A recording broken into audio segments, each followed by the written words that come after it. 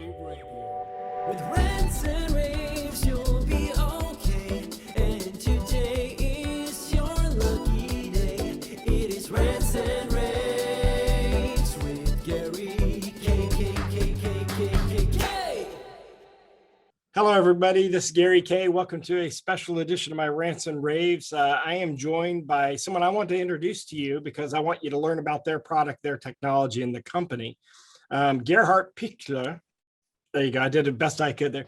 Is the CEO of a company called easescreen, spelled easescreen. You can see them at easescreen.com. And not only did he just get back from ISE, but they do something quite unusual in digital signage. Gerhard, tell them and wrap it up really quickly and tell them what easescreen does and how it's different than most digital signage companies out there. Hi, Gary, and hi, guys out there. You pronounced it very good as an American. I know it because we want to start business, or we started business actually last year in America. We have now an office in California, so I know it's quite hard to spell. easescreen is a digital signage platform. So we started back 20 years ago as a digital signage software company. But in the meantime, we have a very, very large ecosystem. So in many projects, and we have more than 10,000 out there worldwide, easescreen is used as a central part of digital signage systems. Our verticals, our most important verticals are retail, our company TV, in-house TV, let's say universities, wayfinding, digital door signs, this kind of stuff, in industry. We have a lot of interfaces to third-party systems. So this makes it very easy for our customers, and our customers are integrators, to combine our software solution to different kind of hardware or third-party software systems and so on. So we call our system one solution for all applications. Yeah, and what's unique about it is that it doesn't matter what media player you're using.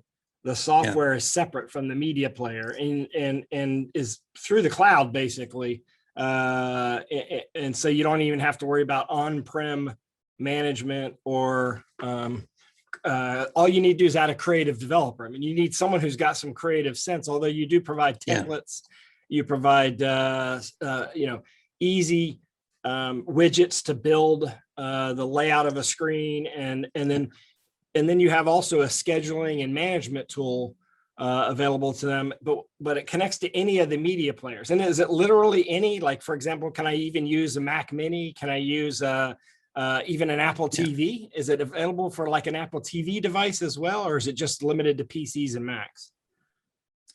No, it's not limited to PCs and Macs. We also work, for example, on SoC systems. So many hardware screen manufacturers, they have some kind of technology inside their screens, which is capable of playing back multimedia contents. So we have a lot of technological partnerships with, for example, NEC, Sharp, LG, Philips, and so on. So the customer can, and that's an advantage, use the kind of hardware he prefers. Of course, there is some professional hardware outside in the field, and some more or less for consumer. We don't recommend to use TVs, smart TVs, even if it's possible to also to combine it with our software, but to get the really professional system, which can be monitored, for example, and so on, you should definitely use professional hardware from the player side, from the screen side, and so on. So this is what we recommend. And you're based in Austria as a company, but you have an office in California. How many different languages is the software available in? I think it's 12 now. It's more than 10. So it's developed in English. So English is the first language. Then we translate it to German, which is the language of Austria, where we come from.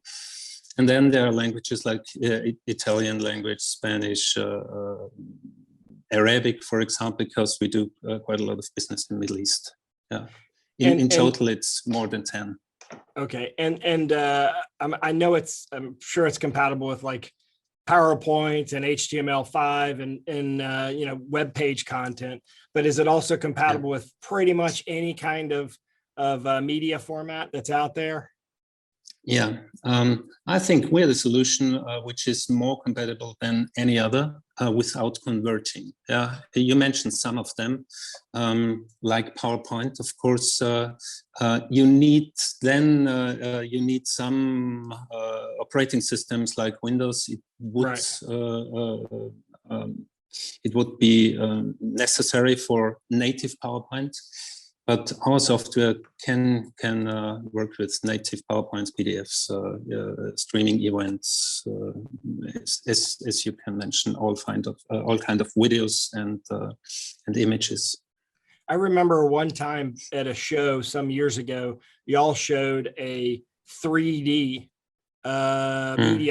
media content through digital signage. I'd never seen that before. Do you still support 3D content? We do, but you haven't maybe seen it because it was not really, it made no breakthrough, not because of our software, but 3D, it's not, I just remember success.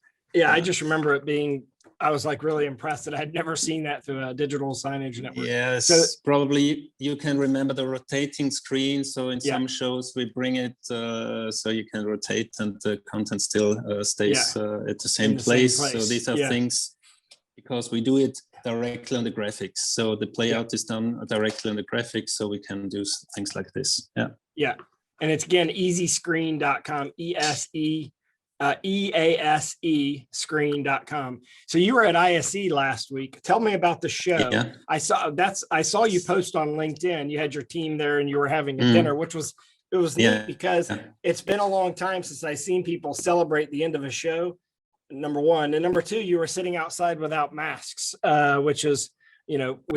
Like we don't see a lot of that. So how was it? Like I assumed you wore masks in the hall. What was the show like? These kind of restrictions, they were there, so we had to wear masks within the show floor or on the show floor, and also outside in Barcelona. It was definitely mandatory to use the masks. But in restaurants, and the restaurants were open until 12 o'clock in the night. As soon as you had your table, it was you don't have to wear a mask, of course. So that was very nice because Austrian had a heart breakdown 7 months. So it was really nice. Bars were open, tapas. We had some good wine and really good talks to partners there. The show was very small. You have been to ISE maybe 2 years ago or last year. Last year I think they had 800, but 2 years ago they had 1,300 exhibitors. Here in Barcelona there were, I would say, not even 40. Okay. So it was really small. And how many people attended? Was it, do you have any official idea? Or our feeling? What's the truth? I mean, what was your feeling as the number of people attended? I think the official numbers were like 5,000 in 2 days, which registered. Maybe the half of them were really there. Yeah. So it's 1, 2, maybe 3,000, but that's all. Yeah. Okay. So compared to the 100,000, it's not that much. But now, what about you're going to England too, right? You're going to do the show in the UK? No. I just no, we don't do it. Okay. It should be in the same size, probably, maybe a bit smaller, but we don't do it. We thought more it was international because I see Barcelona, they call it when they had the idea about 4 locals. They still said it would be the international show of these 4. So we said, okay, Germany was cancelled. We booked there and Barcelona, but Barcelona we didn't cancel. But it was all the attendance more local. I was going to ask you, was it, they said the majority of the attendance was people from Spain? Yes, yeah. I would say maybe 2/3, 60% at least. Yeah. Yeah. I mean, I think it would have been, if the show would have been September or October, you probably would have had a lot more international attendance. But I know that, for example, Barco, you know, they couldn't have their people come from Belgium because they would have to quarantine, you know, things like that. In Germany, NEC canceled because of the same reason. So I think if it maybe 2 more months or 3 more months might have made a difference. Yeah, it would be better. Maybe it was an excuse because quarantine is not true. So if you travel business-wise, you don't have to do any quarantine stuff. Oh, okay. Only for personal that's travel? Personal opinion. Yeah. So some maybe they say, okay, you know, if the companies they think there will no visitors, if the visitors they think there won't be any exhibitors, then it's like this, and then we end up like in Barcelona. But we had a good time there. Good. I mean, you know, there's something to be said for small shows because you get to know everybody and it feels a little bit more intimate. I remember going, I think were you at the first ISE Geneva. back in Geneva? Yeah. I mean, that was a great show. It was cold, but it was a great show. Yes. It was cold because they would never close the doors while we were setting up. So Absolutely. we were all freezing the whole time. Yeah, I can remember it. I have really good, it was very good show as far as I can remember. 50 exhibitors, something like this, but a lot of nice talks there. Yeah. Yep.